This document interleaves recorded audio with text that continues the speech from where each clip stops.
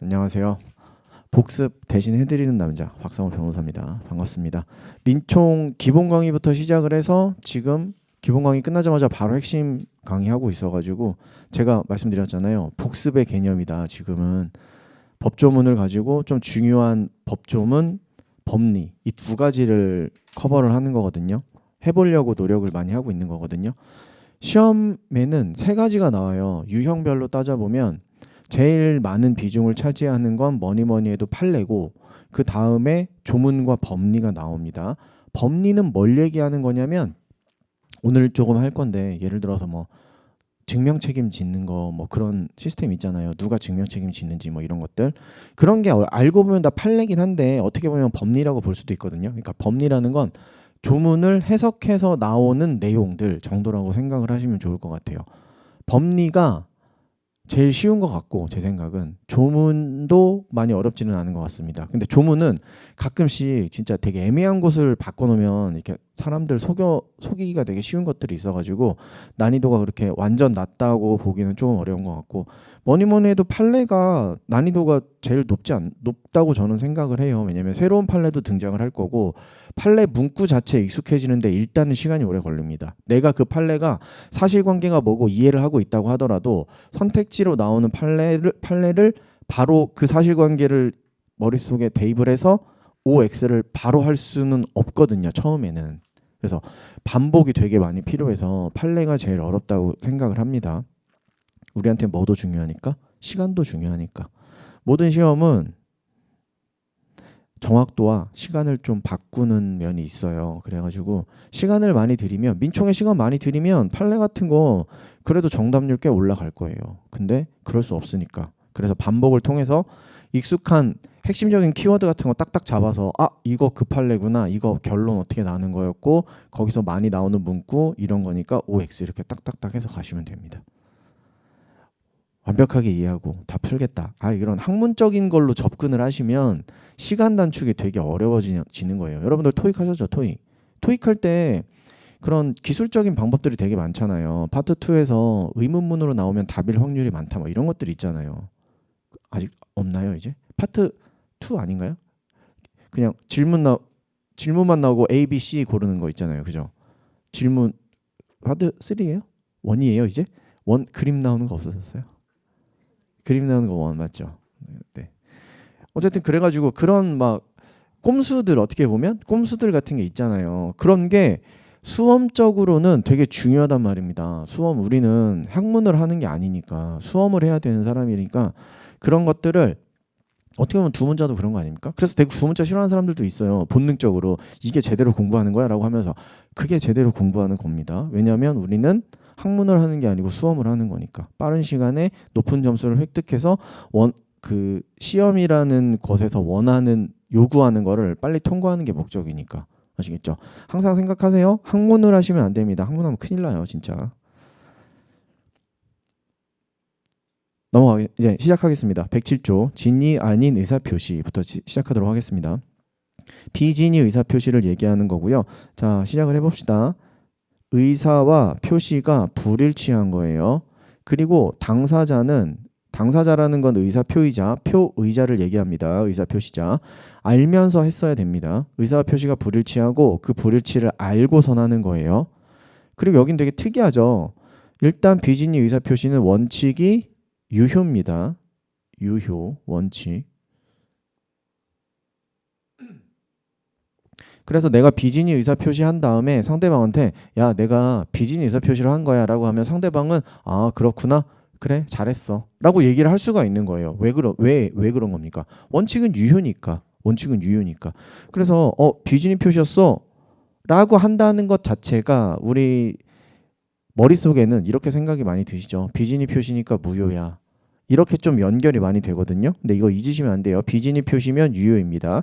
왜냐면 판례 같은 데를 봐도 그렇고 우리가 수험적으로 수험서 같은 걸 많이 봐도 비진위 표시이다 라고만 서술이 되면 결국에는 비진위 표시로서 상대방이 R이기 때문에 무효이다가 숨어있는 경우가 되게 많아요. 그리고 우리 판례도 비진위 표시로서 무효이다라는 말을 되게 많이 한단 말입니다. 거기는 이 단서에 해당하는 거야 라는 거를 이제 숨겨서 보여주고 있는 거예요. 아시겠죠? 그러니까 비진이 표시면 원래 무효지. 맞아. 빚통까지는 무효고 착사는 취소야. 당연히 103조 104조는 무효고 이렇게 생각이 든단 말이죠. 근데 비진이 표시는 원칙은 유효라는 거, 수험적으로 이걸 반드시 알아두셔야 된다는 거 말씀드립니다. 자, 무효가 되는 경우도 있습니다. 예외적으로 상대방이 표의자의 진이 아님을 알았거나 알 수 있었을 때, 그래서 알일 때만 무효가 되고요. 상대방이 알았거나 알 수 있었을 때 무효가 되는 거고, 그렇다면 언제 유효가 되는 거예요? 원칙은 유효인데 상대방이 알과 반대인 말은 선의무과실이죠. 선의무과실일 때만 유효가 되는 거고 알인 경우는 무효가 된다로 생각하시면 되겠네요. 아시겠죠?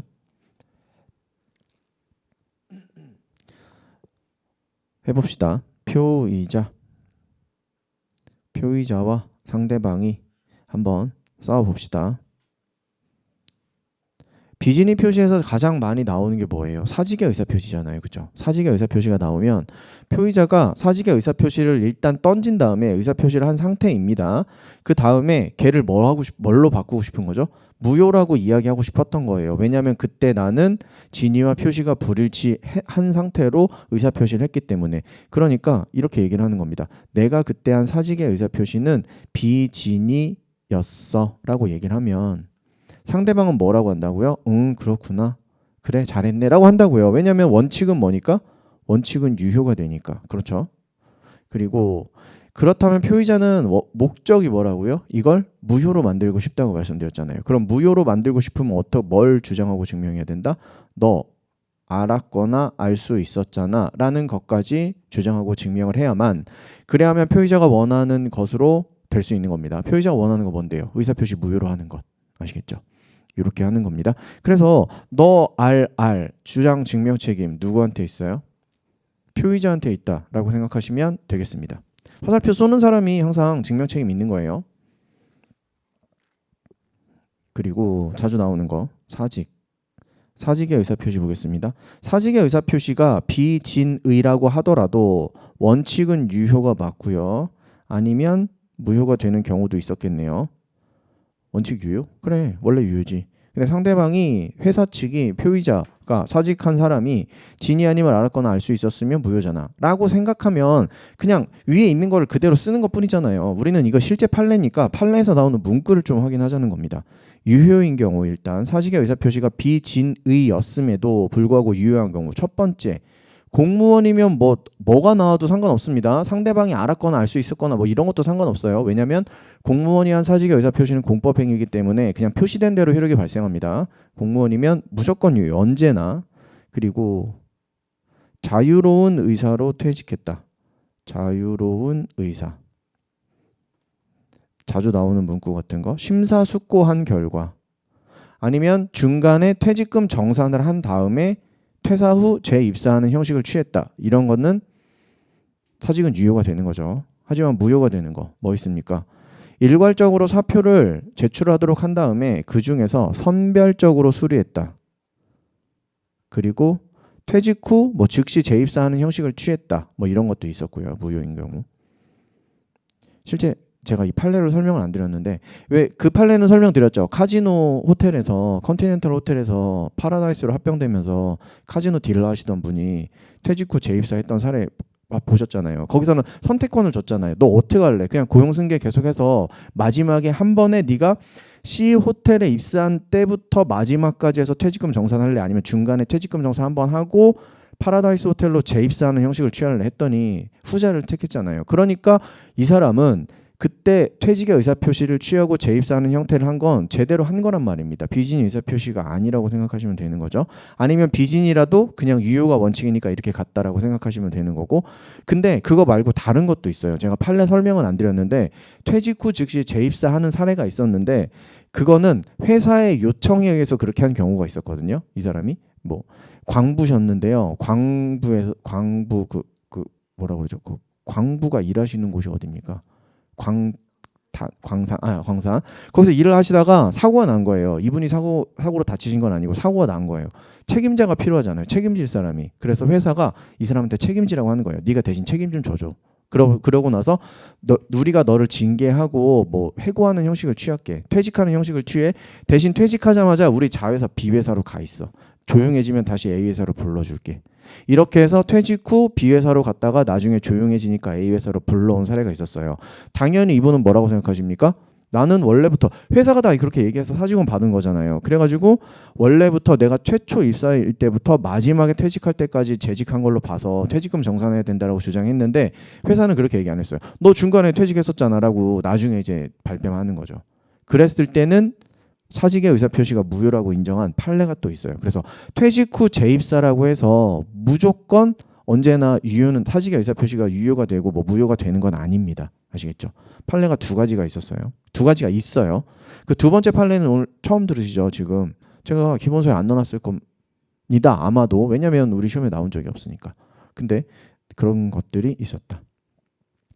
그래서 무효가 되는 경우 중에 퇴직 후 즉시 재입사가 있습니다. 얘는 그러니까 위에도 갈 수 있는 애고 아래도 갈 수 있는 애라는 거 아시겠죠? 퇴직 후 즉시 재입사. 얘는 약간 박쥐 같은 애입니다. 그 실제 구체적인 사실관계에 따라서 우리 판례가 그때 사직의 의사표시는 야 이건 무효로 봐야지. 회사가 그렇게 다 얘기해서 B로 갔다가 A로 가라고 이렇게 다 얘기해 놓은 거잖아. 가 될 수도 있고. 아니 선택권을 줬잖아. 거기서 네가 선택해서 고용 승계 안 하고 중간에 퇴직금 정산하고 이쪽 P 파라다이스로 가는 선택을 네가 한 거잖아. 그러면 유효지. 그죠? 구체적인 사건의 사실관계에 따라서 결론을 내린 그런 것들이 있었습니다. 자, 그 다음에 2항. 전항의 의사표시의 무효는 선의의 제3자에게 대항하지 못한다. 일단 107, 108, 109, 110에서 제3자가 등장을 하고요. 제3자가 등장을 하면 일단 보호가 되죠. 그리고 선의는 추정이 됩니다. 그러니까 선의가 아니라고 주장하는 자가 증명해야 될 책임이 있어요. 107조에서 제3자는 아마 이렇게 되는 거겠죠. 이렇게 상대방이랑 뭔가 거래를 하든지 해서 법률 관계가 확장이 되어야 하는데 현실적으로 비진이 의사표시에서 이렇게 확장되는 경우는 없습니다. 거의 없다고 보시면 돼요. 제3자는 항상 어디서 문제가 되죠? 통정에서 문제가 되죠. 배신 때리니까. 그죠? 그리고 110조에서도 잠깐 조금 나옵니다. 조금. 하지만 107조와 109조는 법률관계가 확장되는 건 수험적으로 중요하지가 않아요. 거의 없고. 그래서 그냥 제3자 보호 규정이 있고 선의는 추정된다. 맨날 나오는 거 뭐예요? 무과실이어야 된다. 그럼 땡. 그냥 선의기만 하면 된다고 했으니까. 그죠?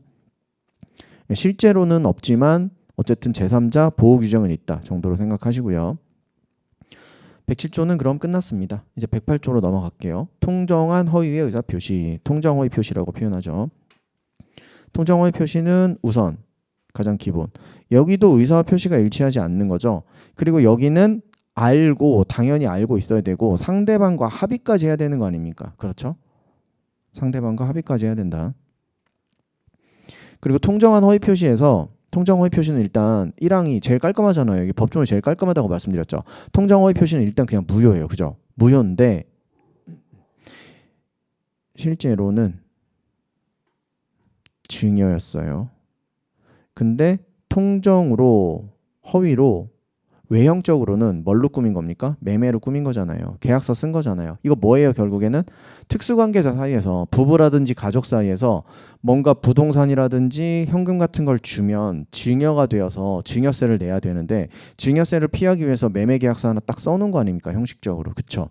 그렇다면 통정허위 표시니까 무효라고 보면 매매계약서 쓴 거는 매매계약서 썼지만 니네끼리 그건 무효야.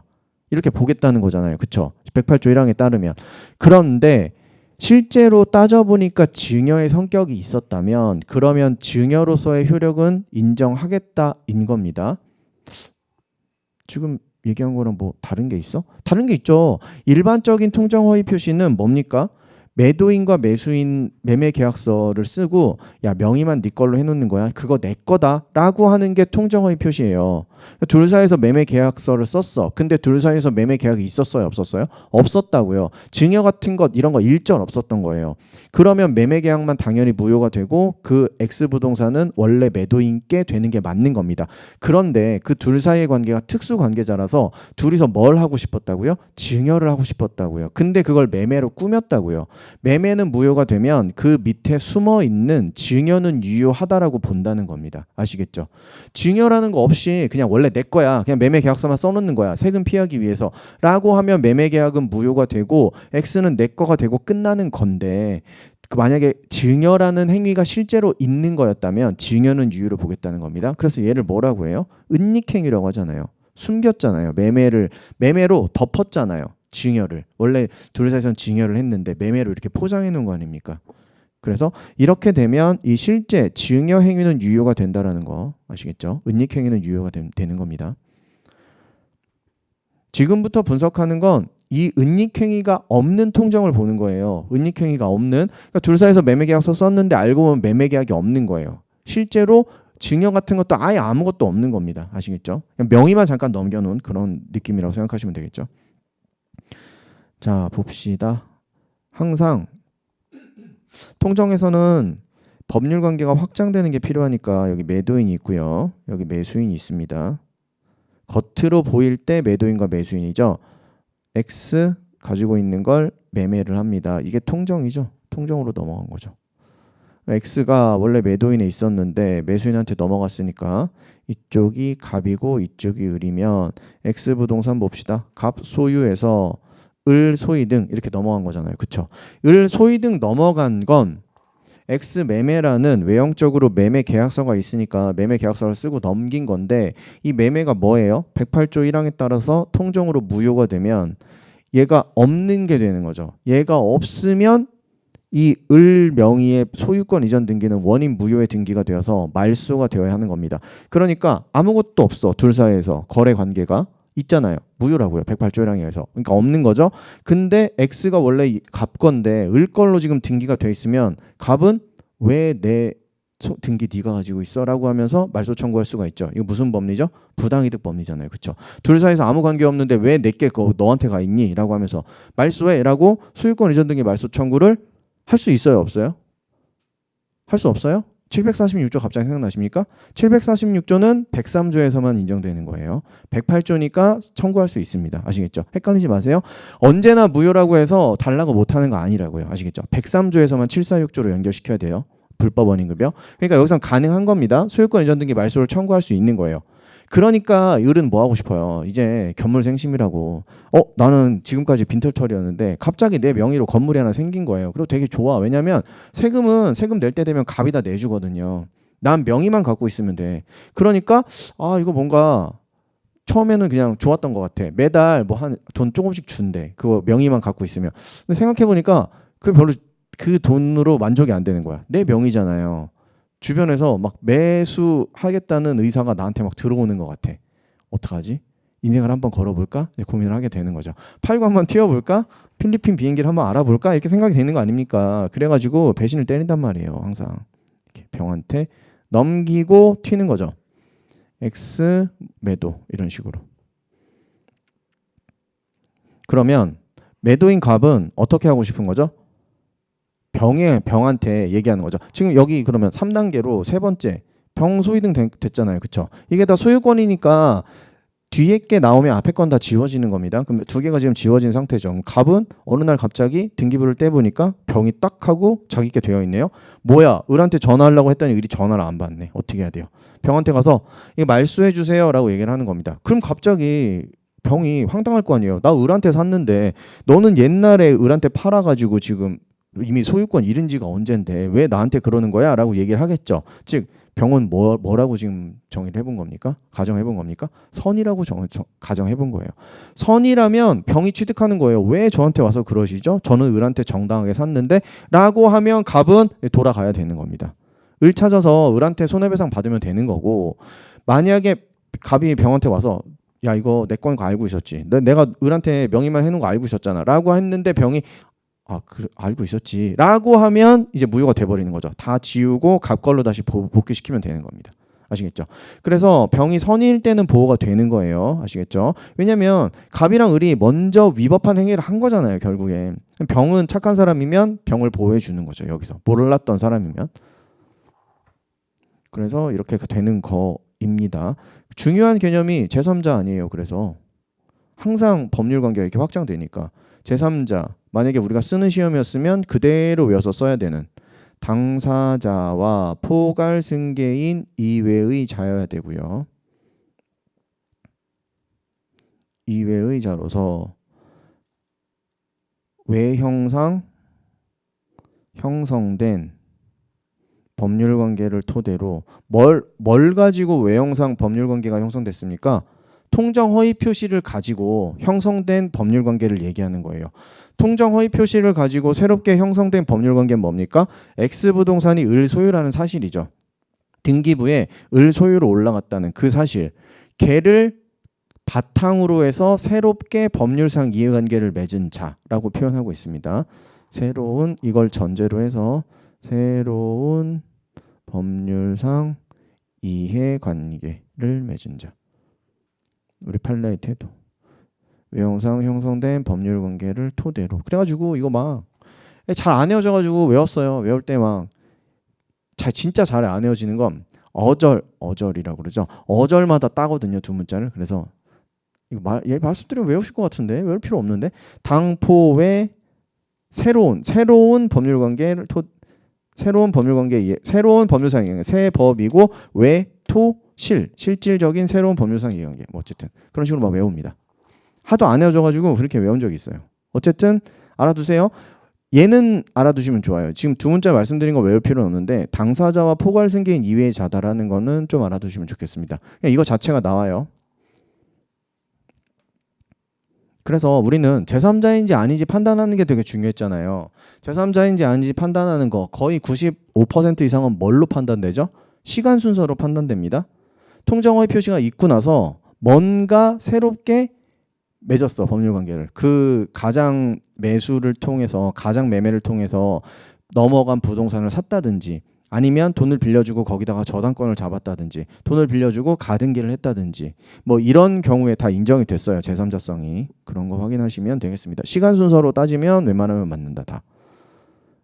그리고 요거 한번 봅시다. 이번엔 갑과 을이 여기 있어요. 갑과 을. 갑한테 X가 있었습니다. 근데 X를 증여해버리네요. 이게 통정입니다. 통정이면 무효잖아요. 그죠? 근데 갑이 왜 이런 행동을 했을까요? 증여 행동을. 갑한테는 누가 있기 때문에? 채권자가 달려있기 때문에. 그쵸? 갑은 지금 어떤 생각이죠? 내가 그냥 빚은 다 떠안고 죽는다. X는 나한테 마지막 남은 X는 우리 가족이나 뭐 내가 진짜 친한 지인한테 넘겨놓는다 라고 생각을 해서 넘기는 거죠. 그러면 채권자는 되게 화가 날 거 아닙니까? 갑한테 돈을 받아야 되는 A 채권이 존재하는데 그래서 갑이 가지고 있는 X를 팔아서 채권자들 지금 채권자 이 사람만 있는 게 아니고 엄청나게 많이 달려있단 말입니다. 보통 이럴 때는. 그래서 X를 팔아도 전체 채권을 다 변제할 수가 없는 상황이에요. 보통. 그러면 X를 팔아서 어쨌든 채권자 평등의 원칙에 의해서 어느 정도는 변제받을 거라고 생각을 했는데 갑자기 이걸 증여를 해버리니까 엄청나게 황당할 거 아닙니까? 그죠? 그래서 이 X 증여를 어떻게 하고 싶죠? 없애버리고 싶은 거죠. 통정이니까 그냥 무효야 라고 주장하면 되는 거죠. 맞아요. 맞다고요. 이거 통정이니까 무효잖아요. X 증여는. 이거 무효니까 무효라고 주장해서 다시 X 걸로 만들면 되는 거 아닙니까? 채권자는. 근데 X 증여, X 매매 뭐가 됐든지 간에 이게 통정이라는 걸 이 사람이 그렇게 알기 쉬운 위치에 있는 건 아니잖아요. 틀림없이 이 둘 사이에서는 계약서 제대로 쓰고 넘긴 걸 거란 말이에요. 그럼 그거 통정이잖아. 그러면 얘네가 맞아요. 저희는 통정이었어요. 이러겠어요? 아닐 거 아닙니까? 그쵸? 아마 보통 이렇게 넘길 때 다 형식이 있어요. 보통. 을로부터 갑한테 이제 돈을 빌리는 형식을 취하면서 X를 준다든지 막 엄청나게 잘 꾸며놓는단 말이에요. 그러니까 겉으로 봐서는 몰라요. 겉으로 봐서는. 합법적으로 넘어간 것처럼 보인단 말입니다. 그래서 얘를 취소시키는 방법을 써요. 내가 할 수 있는 건 다 해보는 겁니다. 얘를 다시 X를 갑걸로 돌리기 위해서 첫 번째는 통정을 주장해서 이거 무효니까 다시 돌아가세요라고 할 수도 있고 두 번째 채권자 취소권이라는 걸 행사할 수 있다 그랬잖아요. 채권자 취소권. 갑한테 달려있는 채권자들을 해하는 행위잖아요. X를 딴 사람한테 넘기는 거는. 그쵸? 판매해서 현금으로 받는 것도 사회행위, 채권자들을 해하는 행위라고 봅니다. 그러니까 이런 행위는 우리 같은 채권자들한테 해가 되는 행위야. 그러니까 취소할래 라고 청구하는 게 가능하다 가능하지 않다? 가능하다. 통정이어서 무효인데 뭘 취소시키겠다는 거야. 취소는 원래 유효인 법률 행위를 취소하는 게 취소권 행사잖아요. 그렇죠? 채권자 취소권도 마찬가지란 말입니다. 근데 원래부터 통정이어서 무효인데 도대체 취소한다는 게 무슨 얘기지? 이게 알쏭달쏭할 수 있는데 그거는 나중에 법률 관계가 다 정리된 다음에 문제고 알고 보니까 이게 통정이었대. 이렇게 나왔을 때 그런 거고 현실적으로 채권자들은 자신의 권리를 보호받기 위해서 여러 가지 방법들을 다 쓸 수 있어야 되고 그 중에 하나가 채권자 취소권 행사라는 겁니다. 아시겠죠? 그러니까 단순히 이렇게 생각하시면 안 되는 거예요. 이거 통정이어서 무효인데 뭘 취소할 수 있다는 거야? 채권자 취소권 행사 되게 이상한데? 라고 생각하시면 안 된다는 겁니다. 우리 법원은 받아준다는 거예요. 왜냐하면 이게 통정인지 아닌지는 나중에 다 심리하고 나서 판단되는 문제이기 때문에. 아시겠죠?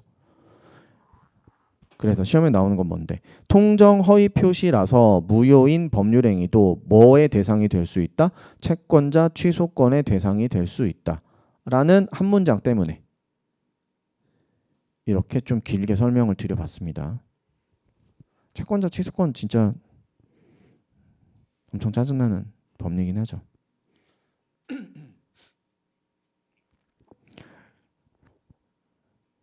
그러면 됐습니다. 된 것 같습니다. 뭐 더 이상 없어요. 제3자성 관련해서 판례 되게 많았잖아요. 그죠? 제3자인지 아닌지 판단하는 거. 그거 내년에 시험 보러 가면 이제 나오니까 확인하시고요. 넘어갑니다. 착오로 인한 의사표시. 착오로 인한 의사표시까지가 바로 의사표시가 불일치하는 부분입니다. 그리고요. 착오니까 뭘 모르죠? 의사표시가 불일치하다는 걸 표의자가 몰라요. 몰름이라고 쓸 뻔했네. 모름. 네.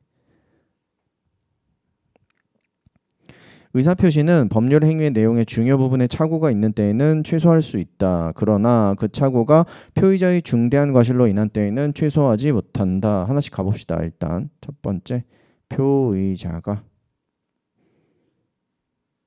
어떤 의사표시를 했어요. 근데 착오로 인해서 의사표시를 해서 취소하고 싶은 사람입니다. 표의자는요.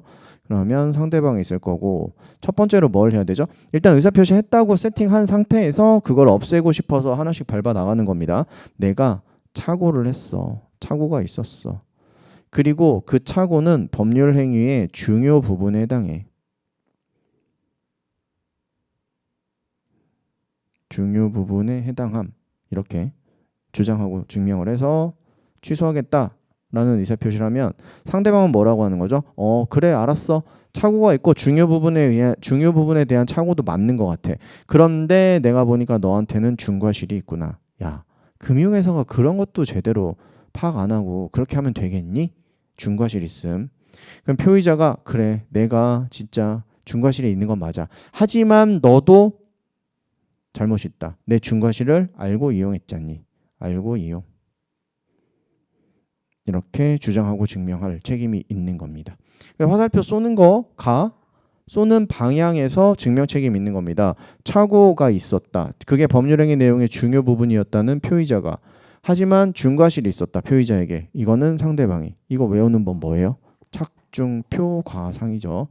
착중은 표, 과는 상입니다. 착중표 과상이 입에 되게 잘 붙거든요. 궁본 경무대처럼 궁본 경무대 백사조에서 궁박은 본인을 기준으로 경험과 무과실은 무경험과 경솔과 무경험은 대리인을 기준으로 한다. 궁본 경무대가 잘 붙잖아요. 걔는 혼돈의 여지가 별로 없어요. 근데 얘는 착중표 과상이 잘 붙어. 근데 중이 중과실로 해석을 하실 수가 있어요. 여기 중이 똑같이 들어가니까. 그래서 착중표 과상입니다. 나중에 막 외우다 보면 착중 표과상인가? 뭐 이래요. 아니에요. 착중 표 과상 그리고 과가 중과실인 겁니다. 뒤부터 해석하시면 좀 좋긴 해요. 그래서 과를 중과실이 상대방이구나 라고 한 다음에 앞에 중을 그럼 중은 뭐지? 중과실 아닌데? 착오는 중요 부분에 착오가 있어야 되는 거지 라고 생각하시면 조금 쉽습니다. 왜냐하면 중요 부분이라는 건 여기서 한 번 나오고 안 나오는데 과실, 중과실은 맨날 나오잖아요. 그러니까 두 문자를 외울 때 착중표 하면 중하면 그냥 중과실이 딱 떠올라요. 그래가지고 좀 까다로운 부분이기도 합니다. 제가 많이 실수하는 부분이거든요. 이거. 제가 많이 실수했던 부분에서 실수하지 말아라라고 좀 말씀을 드리는 게 많아요. 저도 제가 궁금했던 부분, 제가 해결이 안 됐던 부분에 대해서 이거를 좀 많이 설명하는 그런 편이 있거든요. 그래서 요거 잘 확인해 주세요. 착중표 과상 확인해 주시고, 그 다음 틀림없이 백구조이랑을 보면 내용의 중요 부분에 착오가 있을 때 취소할 수 있다 그랬죠. 하지만 내용의 착오가 있는 부분은 경우는 많지 않다. 우리는 항상 뭘 많이 보죠? 동기의 착오를 보죠. 그래서 어디서 본 것 같다. 103조도 동기의 불법을 많이 보잖아요. 법률행위 내용 자체가 선풍기 위반인 경우는 현실적으로 많지 않고 동기의 불법이 있는 경우를 많이 봤잖아요. 여기도 마찬가지입니다. 동기의 착오가 있는 경우를 많이 봅니다. 동기의 착오는 원래 착오로 인한 의사표시의 대상이 되는 착오가 아닌 게 원칙입니다. 여기도요. 하지만 어떤 요건이 충족이 되면 동기의 착오라고 하더라도 착오에 인한 의사표시로서 취소가 될 수 있는 거였죠. 뭡니까? 첫 번째, 표시되고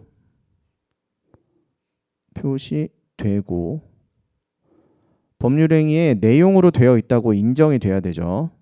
되어 있다고 인정이라는 게 뭐예요? 내용으로 되어 있다가 무슨 얘기를 하는 거예요? 계약서에 들어있으면 내용인 겁니다 라고 생각하시면 제일 깔끔해요. 계약서에 들어있었어. 뭐가 들어있었죠? 착오로 인한 의사표시의 대표적인 사례, 제가 맨날 예를 들면서 뭐예요? 매수인이 땅 사는데 거기 땅 왜 산다고요?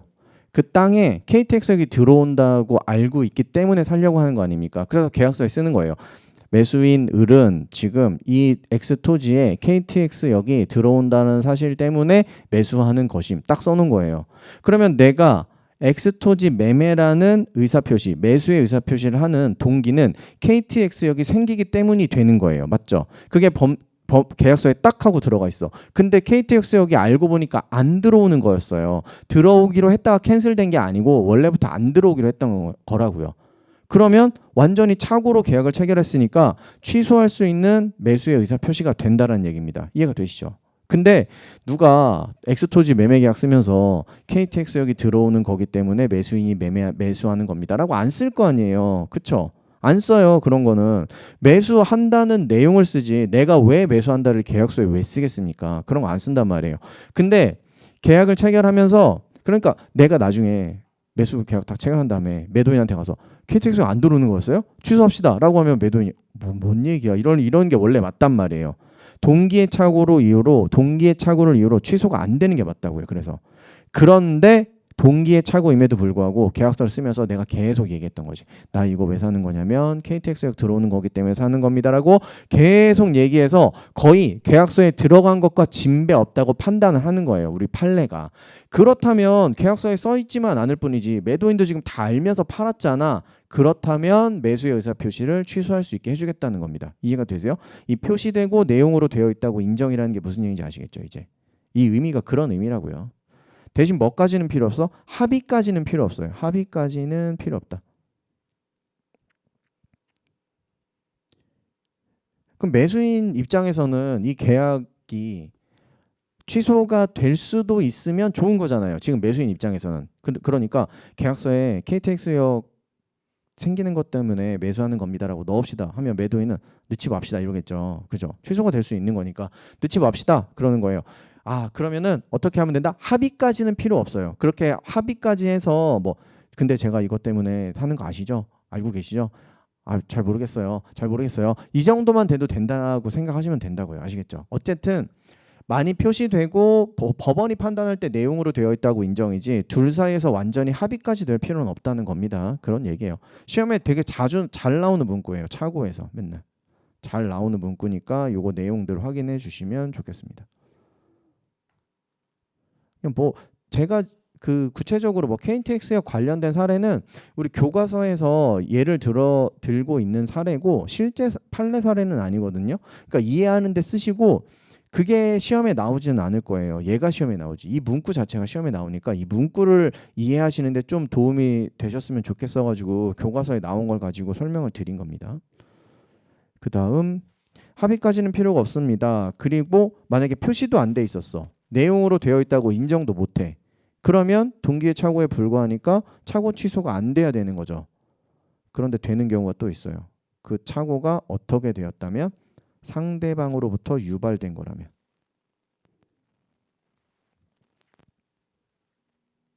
내가 요즘에 땅 보러 다니는데 살려고 했는데 엑스토지가 어때요? 라고 물어봤더니 매도인 한번 만나보시죠 그러는 거예요. 부동산에서. 그래서 엑스토지 매도인을 딱 만나봤더니 엑스토지 매도인이 뱀의 혀지 막 얘기를 막 하는데 여기에 막 KTX 여기 생기고 뭐 복합 쇼핑몰이 들어오고 막 이렇게 막 얘기를 해서 그렇구나 사야겠다 생각이 들면 상대방으로부터 유발돼서 X 매수의 의사표시를 하는 동기가 생긴 거잖아요. 근데 그 동기가 알고 보니까 착오였던 거죠. 그죠? 그러면 취소가 가능한 겁니다. 아시겠죠? 그 얘기예요. 상대방으로부터 유발되었으면 표시 같은 것도 필요가 없다. 표시될 필요 이런 거 없습니다.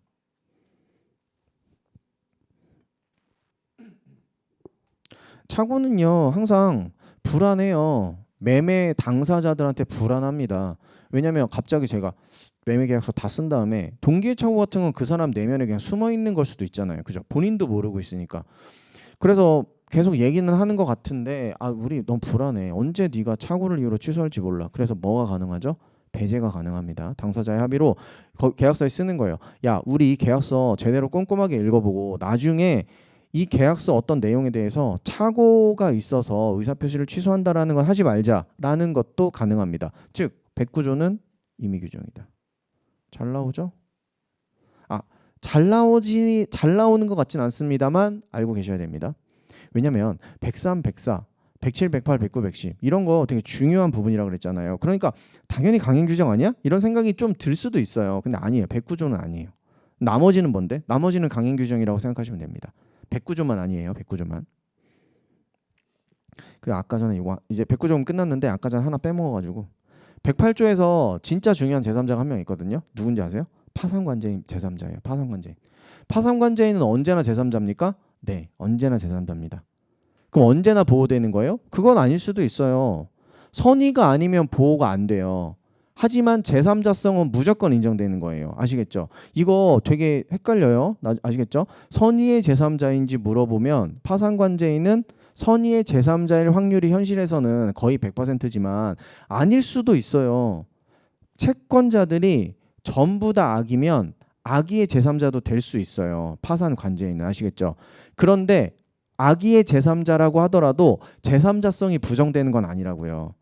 시험에 이렇게 나올 수도 있어요. 다음 중 통정한 허위의 의사표시의 제3자가 아닌 것은 이라고 해서 파산관제인 넣으면 틀리는 거예요.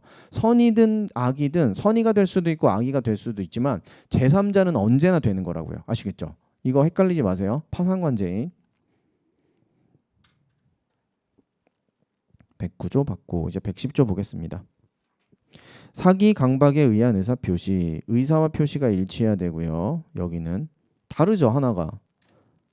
그 의사와 표시가 뭘로 이루어진 거죠? 기망이라든지 강박을 통해서 이루어진 겁니다.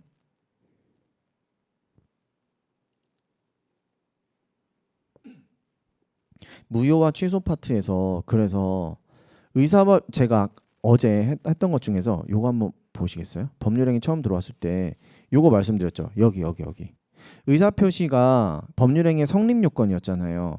그리고 이게 유효하기 위해서는 이렇게 두 개를 써요. 항상 의사와 표시가 일치해야 되고 하자 없는 의사표시여야 됩니다 라고 하는 게 의사와 표시가 일치해야 된다는 건 비, 통, 착이 아니어야 된다는 얘기를 하는 거고 하자 없는 의사표시여야 된다는 거는 의사와 표시가 일치하더라도 그 의사가 생길 때 뭔가 하자가 있게 생겼으면 문제가 있다라고 이야기하는 거거든요. 그래서 얘가 사를 얘기하는 거예요. 사면 안 된다. 사기 강박에 의한 의사표시면 안 된다. 그래서 항상 이렇게 두 가지가 나와요. 비통착을 하나로 묶어서 같이 보고 사기 강박에 의한 의사표시를 따로 나눠서 봅니다. 왜냐하면 비통착은 뭐이니까 의사표시가 불일치할 때 문제고 사기 강박에 의한 의사표시는 결국에는 의사표시는 일치한다라고 보는 거거든요. 근데 그 의사가 형성될 때 하자가 있었을 뿐이지. 그래서 제가 이렇게 두 가지로 쓰고 교과서 같은 데서도 이렇게 두 가지로 나오는 이유가 비통착 사가 없어야 된다라는 거를 이렇게 묶어서 쓰는 거예요. 묶어서. 법조문에도 나중에 이런 식으로 나옵니다. 그 다음 지금 110조 하고 있었죠. 1항 사기나 강박에 의한 의사표시는 취소할 수 있다. 뭐 가장 기본적으로 상대방이 나를 기망해서 물건을 샀다든지 물건을 팔았다. 걔 뭐 할 수 있다고요? 취소할 수 있다고요. 무효가 아닙니다. 여기는요. 109조와 110조 착오와 사기 강박은 취소할 수 있는 행위예요. 나머지 지금 위에 있는 103조, 104조, 그 다음에 빚, 통까지는 무효였잖아요. 그렇죠? 물론 비진이 의사표시는 유효가 원칙이고 상, 알일 때 무효였지만 어쨌든 무효였다면 여기 109조와 110조는 취소할 수 있는 법률행위입니다.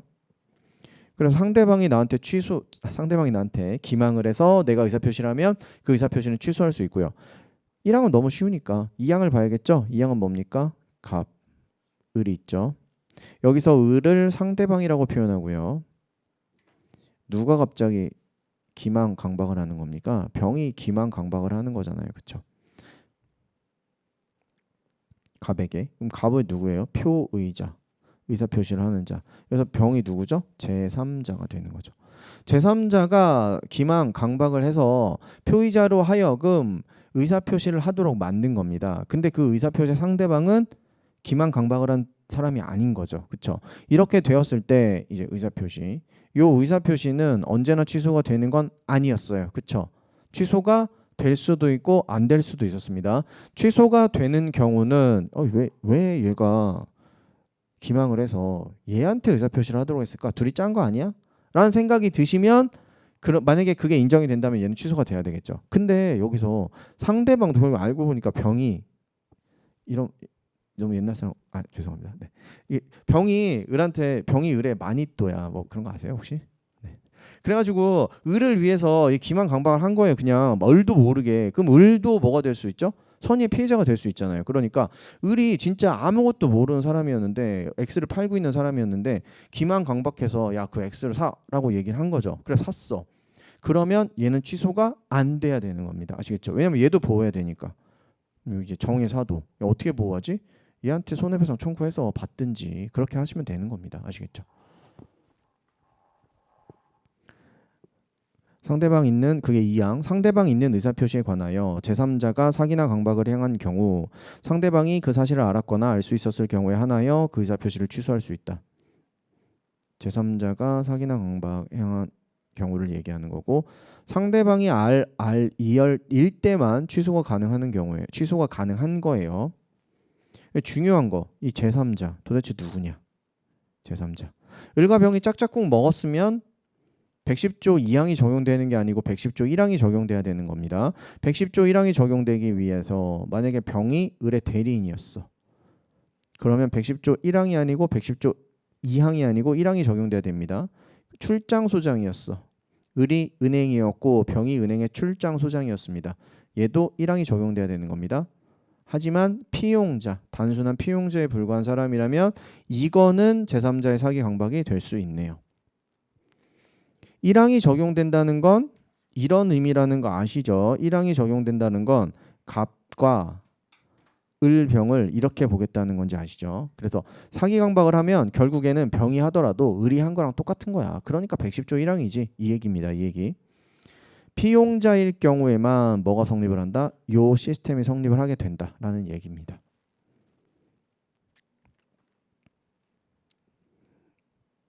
요건을 한번 볼까요?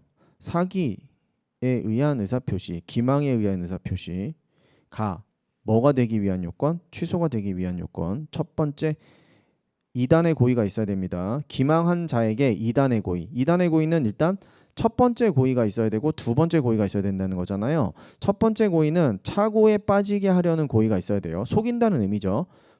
속이겠다는 고의가 있어야 되고 두 번째, 속여서 의사표시를 하도록 하는 고의가 있어야 됩니다. 그 다음 두 번째, 기망이라는 행위가 있어야 되겠죠. 이거는 부작위에 의한 기망도 가능하다가 중요한 쟁점이 있었네요. 기망도 가능. 반드시 고지해야 되는 사항인데 고지하지 않았으면 그 부작위도 기망이 될 수 있었습니다. 그리고 인과관계 있어야 되고요. 기망과 의사표시 사이에 인과관계가 있다라고 생각하시면 되고 그리고 그 기망 행위가 또 위법하기도 했어야 됐습니다.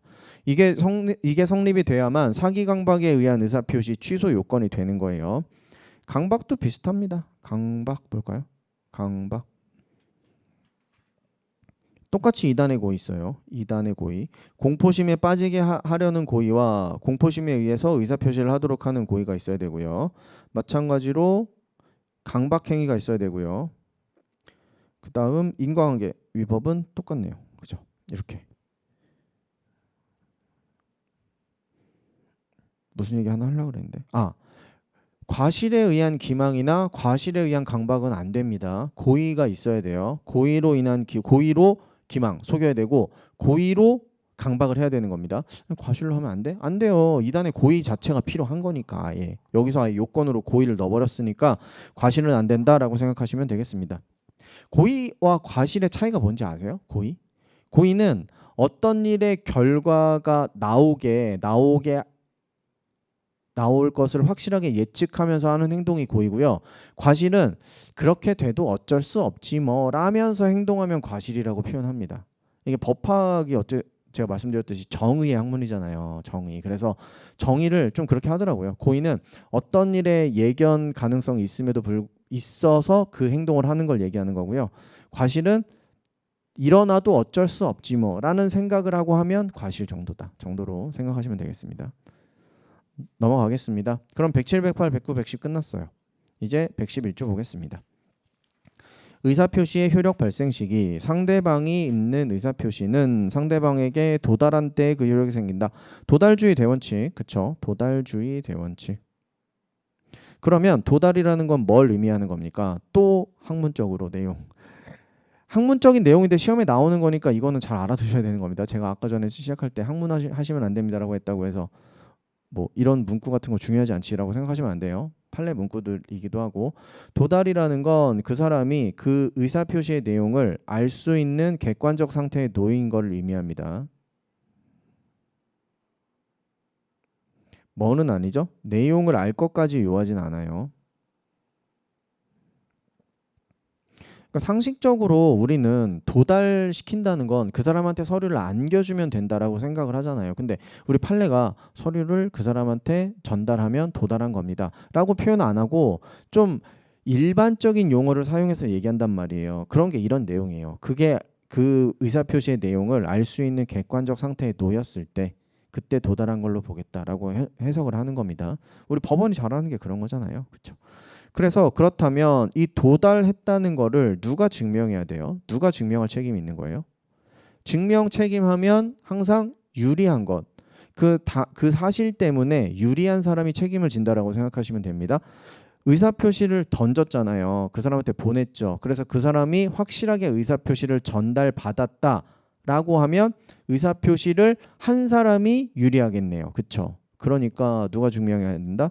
발신자가 주장하고 증명해야 되는 겁니다. 즉 의사표시자가 되겠네요. 대표적으로 뭐가 있는지 아세요? 대표적으로 최고 아니면 소멸시효 중단 사유로서의 최고 아니면 재판상 청구 같은 거라고 생각하시면 됩니다. 이거 다 도달주의예요. 예를 들어서 내일이 뭐예요?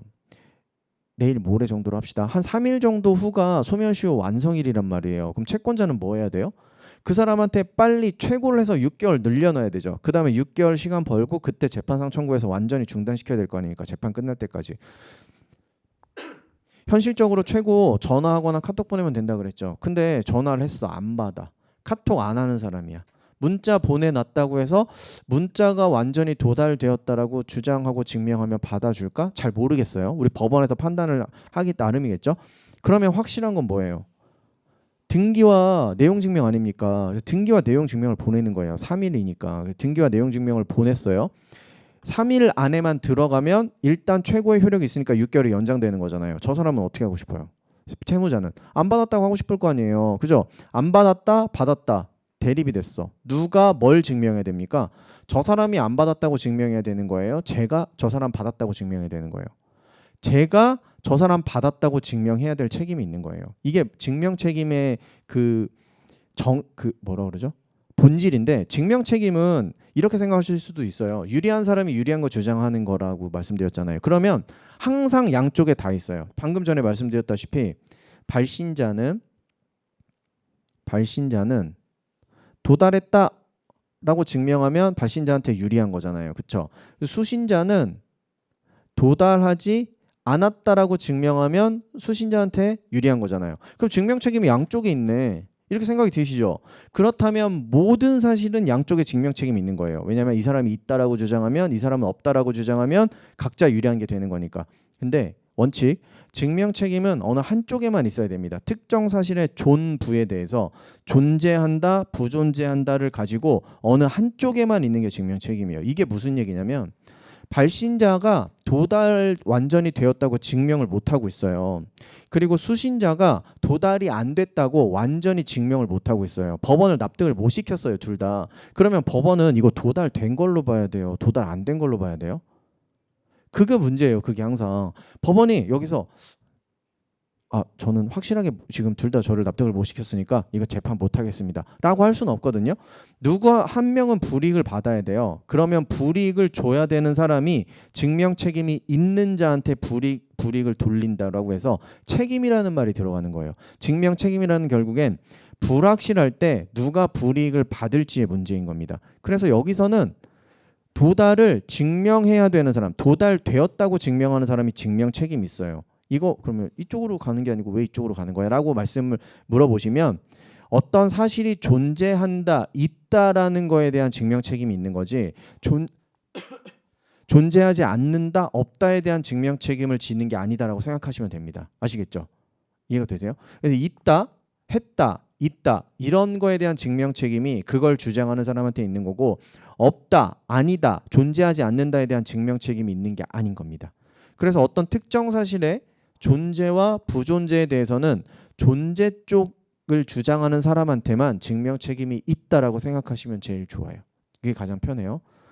현실적으로 소송에서 이 사람도 난 못 받았어요 라고 증명을 하면 되게 좋아요. 좋긴 해요. 현실적인 문제이고 그건 도달되지 않았다는 걸 도대체 어떻게 증명을 할 거예요. 이 사람은 도달 안 됐다고 하면 그냥 그걸로 끝이지 못 받았는데 못 받은 걸 어떻게 증명할 거냐 말입니다. 딱히 증명할 방법이 없어요. 하지만 도달했다고 증명할 방법은 되게 많죠. 법원을 납득시킬 방법은. 확실하게 납득시키려면 제가 등기를 보냈고요. 이거 며칠 날 을의 가족 누가 받았다고 도장 받아온 거 있습니다. 서류. 내용 증명 보냈고요. 지금 누가 받았다고 사인 다 있습니다. 보여주면 되잖아요. 없으면 없었는데요. 제가 그때쯤 보냈거든요. 확실하게. 저는 못 받았다니까요. 얘기만 계속하면 돼요. 그럼 이 사람이 이기는 거예요. 아시겠죠? 확실하게 증명 책임이 있는 자가 법원을 납득을 못 시키면 그 사람이 지는 겁니다. 그래서 책임이라는 말이 들어가는 거예요. 책임. 아시겠죠? 여기서는 발신자가 지는 겁니다. 도달의 증명 책임을 져야 되는 거죠. 그래서 뭘로 보내야 된다? 내용 증명이나 등기로 보내야 된다. 제가 지금 좀 흥분해서 말씀드렸던 증명 책임은 사실 민사소송법 내용이에요. 민사소송법. 민법의 내용은 아니거든요. 근데 왜 했어? 우리 수험생 분들께서 되게 많이 궁금해하세요. 항상 질문으로 들어오는 게 그러면 이 사람한테 유리한 건 이 사람한테 불리한 거고 이 사람한테 유리한 건 이 사람한테 불리한 거니까 있다라고 주장할 증명 책임이 있으면 이 사람은 없다라고 하는 증명 책임 당연히 있는 거 아니야? 이 사람은 없다가 자기한테 유리한 거니까. 그런 질문이 맨날 들어오거든요. 제가 맨날 똑같이 복붙으로 맨날 답변을 해드립니다. 이거 증명 책임은 둘 중에 한 명한테 있는 겁니다. 그러면서 기본 세팅을 해서 쭈르륵 설명을 드리죠. 둘 다 법원을 납득 못 시켰을 때 불이익을 받는 사람한테만 증명 책임이 있는 겁니다. 어느 특정 사실이 존재한다, 부존재한다에 대한 증명 책임은 한쪽에만 있다라고 말씀을 드리죠. 되게 중요한 거긴 해요. 민소법에서 엄청 중요한 쟁점입니다. 그 다음 2항 별표 하나 때려야 되겠네요. 의사표시자가 통지를 발송한 후 뭐 했습니까? 사망했대요. 제한 능력자가 되었습니다. 그래도 의사표시의 효력에 영향은 없습니다. 그쵸?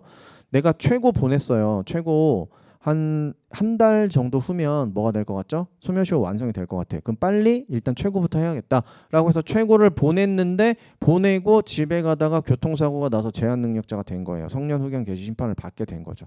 그러면 성년 후견 개시 심판을 받은 자가 보낸 통지가 되는 거예요. 성년 후견 개시 심판을 받은 자가 통지 같은 거 마음대로 보낼 수 있어요? 법률행위잖아요. 안 될 거 아닙니까? 그죠? 근데 내가 보낼 때는 틀림없이 일반 능력자였잖아요. 그죠? 그러니까 제한 능력자가 되더라도 내가 보낸 의사표시의 효력에 문제를 주진 않겠다는 겁니다. 그 이후에 통지가 도달되고 나서 그 이후 절차는 누가 진행하면 되는 거죠? 법정 대리인이 진행하면 되는 거고, 사망했으면 상속인이 진행하면 되는 거고. 아시겠죠? 이거는 뭐 효력에 영향 안 주겠다. 되게 잘 나오죠? 그냥 법조문만 나오죠, 법조문만. 다음 112조 제한능력자에 대한 의사표시의 효력. 의사표시의 상대방이 의사표시를 받은 때에 제한능력자인 경우 의사표시를 받은 자가 누구라고요? 제한능력자. 미라고요. 미. 의사표시자는 그 의사표시로서 대항할 수 없다. 무효이다가 아니고 의사표시로서 대항할 수 없다라고 된 그 법조문을 잘 확인하셔야 된다고 말씀을 드려봤습니다. 이거 한번 해봅시다. 갑이 의사표시를 보냅니다. 갑과 을 사이에서 뭐가 있었냐면 계약이 체결된 게 있었어요. 계약이 체결되었는데 갑은 뭘 하고 싶은 거죠? 취소를 하고 싶은 거예요. 취소의 의사표시를 보냅니다. 을한테 보냈는데 을한테 보내서 을한테 제대로 도달이 됐어요. 그리고 을은 성년자입니다. 능력자예요. 그렇다면 취소가 된 거죠. 그죠? 뭐 문제가 없어요. 그런데 취소의 의사표시를 보낸다고 보냈는데 도달은 병에겠네요. 동거인인 병이고 병은 미성년자였습니다. 그런 다음에 갑이 뭐라고 하고 싶은 거죠? 아, 가족이 받았네요. 미성년자가 받으셨네. 그래가지고 을한테 한 달 후에 저희 계약한 거 취소 의사표시 한 달 전에 보냈는데 왜 대금 아직 안 돌려주고 계세요? 원상 회복해야 되니까. 그죠? 갑이 만약에 매수인 측이었으면 돈을 줬을 거 아니니까 매매 계약에 따라서. 그럼 취소되었으니까 돈 돌려줘야 되는데 돈 안 주니까 돈 돌려주세요라고 을한테 얘기했습니다. 을이 갑자기 뭐라고 얘기할 수 있다? 언제 취소하셨는데요? 라고 얘기할 수 있다. 왜죠? 도달 취소의 의사표시를 누가 받았으니까? 제한능력자가 받았으니까. 아시겠죠? 그게 가능하다는 거예요. 그러니까 취소의 의사표시는 무효였습니다가 아니에요. 그죠? 취소의 의사표시가 저한테 아직 오지 않아서 저는 취소의 의사표시를 인정할 수 없습니다라고 얘기할 수 있는 겁니다. 이쪽에서 뭐라고 하는 건 가능하죠? 미성년자가 받았어요. 미성년자가 받고 엄마가 와서 보니까 너 뭐 오늘 뭐 왔어? 그래가지고 아, 네 이거 왔어요라고 해서 보여줬어. 아, 그렇구나. 오케이 알겠어라고 하는 건 가능하다고요. 이쪽에서. 아시겠죠? 이쪽에서. 그리고 실제로 보여줬어. 법정 대리인 을이 의사표시가 도달한 사실을 알았다면 의사표시자는 그 의사표시로서 대항을 할 수가 있는 겁니다. 이거 좀 가불병 넣으면서 해볼까요? 의사표시의 상대방은 을이며 의사표시를 받았는데 의사표시를 받았을 때 제한능력자가 받은 거예요. 병이 받은 겁니다. 의사표시자는 갑이죠. 그 의사표시로서 취소의 효력이 발생했다고 대항할 수 없다, 주장할 수 없다. 즉 취소의 효력이 발생하지 않았다로 그냥 읽으시면 되겠죠. 다만 그 상대방의 법정 대리인이 을이 의사표시가 도달한 사실을 알았으면 그러하지 아니하다. 즉 취소의 효력 발생했다. 효력 발생한 것. 이렇게 읽으시면 됩니다. 이 밑에 사안을 가지고 이 법조문을 그렇게 맞춰서 읽어보시면 되는 거예요. 아시겠죠?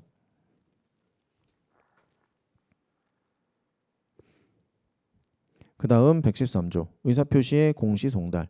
표의자가 과실 없이 상대방을 알지 못하거나 상대방의 소재를 알지 못하는 경우에는 의사표시는 민소법 공시송달 규정에 의하여 송달할 수 있다. 이게 잘 나오죠. 잘 나옵니다. 생각보다. 과실 없이 상대방을 알지 못하거나 그때 공시송달이 가능하다는데 그냥 되게 심플하게 나와요. 표의자가 상대방을 알지 못한데 과실이 있다고 하더라도 민소법상 공시송달의 규정에 의하여 송달할 수 있다라고 해서 오선지로 그냥 나와버려요. 과실이 있으면 안 되는 건데 그냥 이 법조문 알고 있어? 라고 그냥 이렇게 나와버립니다. 아시겠죠? 과실 없이. 얘를 과실 있게 상대방을 알지 못한데 과실이 있더라도 공시송달 가능하다. 땡.